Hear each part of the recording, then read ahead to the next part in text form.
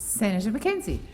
Thank you very much, Madam Deputy President. I rise tonight to make a contribution in Budget Week as National Party Senate Leader, noting that today the Deputy Prime Minister handed down a regional statement about how our budget as a government affects and supports rural and regional Australians, the 7 million of us that live, work and love our regions right across our country. And what we handed down today and what he spoke about today was how this budget shows our government standing with regional Australia through its most difficult times. As we had started into 2020, come out of drought, bushfires and then hit by COVID-19. And our government makes a commitment through the measures outlined in this budget to stand with them as together we face COVID recession. It's a plan that outlines our opportunities going forward and is reminiscent, I think, of the courage and leadership shown by the Menzies-McEwen government post-World War II. And I just want to reflect for a moment on the words of Sir John McEwen, Country Party leader during that period. Australia is one of the few countries in the world that is not only self-sufficient in food and important raw materials, but has an export surplus in these things. We have a sophisticated workforce and a sophisticated field of management that enables us in a highly competitive world to continue to grow as a manufacturing country. It would be a great mistake if our manufacturing potential were to be neglected or underestimated. So, considering our self-sufficiency in food and materials, our capacity for industrial growth and our tremendous land area capable of absorbing additional population from around the world, I look forward with a high level of confidence to the future of Australia. These words were said by Blackjack McEwen half a century ago, and it was his vision for our country. Following a war, leaving Britain behind, taking in immigrants from around Europe, fleeing war-torn Europe.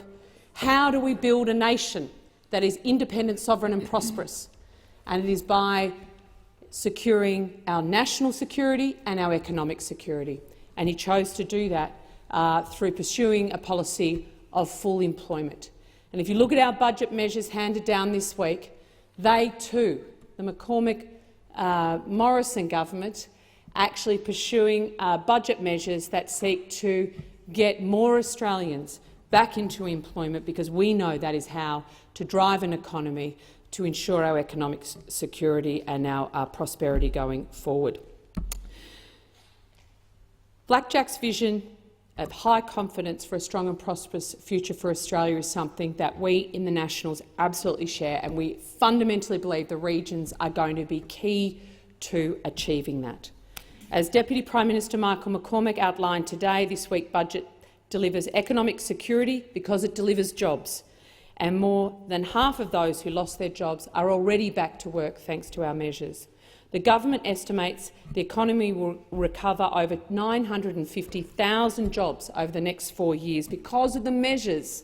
A whole suite of measures across a raft of portfolio areas are delivered on Tuesday night. Madam Deputy President, 2020 has been a year like no other, and now is the time for vision, a sound plan based on sound principles that puts our national sovereignty at its centre. The Nationals in government are investing in regional people and regional businesses. We know that $32 billion in cash flow will boost to around 800,000 small businesses. More than 99% of businesses with a turnover of up to $5 billion can write off the full value of any eligible asset they purchase for their business. And this is great for them, but it's also great for the suppliers in their local communities that provide those products. And this has been a singularly popular measure that I've heard about over the last 2 days, as farmers and small businesses call in to our offices to say thank you. It's been tough. This is a real and tangible, practical measure that's going to help us pay our bills, which means other businesses keep employing people, but also will allow us to keep our employees on the payroll.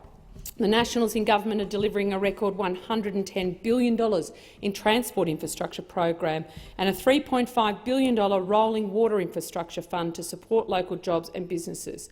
Now, you know, if you don't come from where we come from, you might not get the relationship between access to water and jobs and productivity and local growth. It is absolutely fundamental to us, with the resilience capacity of our local community and population, with the skills and know-how grounded in deep lived experience of our farming communities. All you need to do is add water out in the regions and we'll be $100 billion in our ag industry in no time. Just add some workers, Senator McCarthy, to get those mangoes off, and Senator McMahon, and we're working on that as well. I think probably for me, as someone that is quite excited about the legacy of Blackjack and the contribution he made and our party made through that period to our national economy and security, is getting quite excited about our renewed focus on advanced manufacturing. $1.5 billion handed down in this budget over 4 years for our modern manufacturing strategy.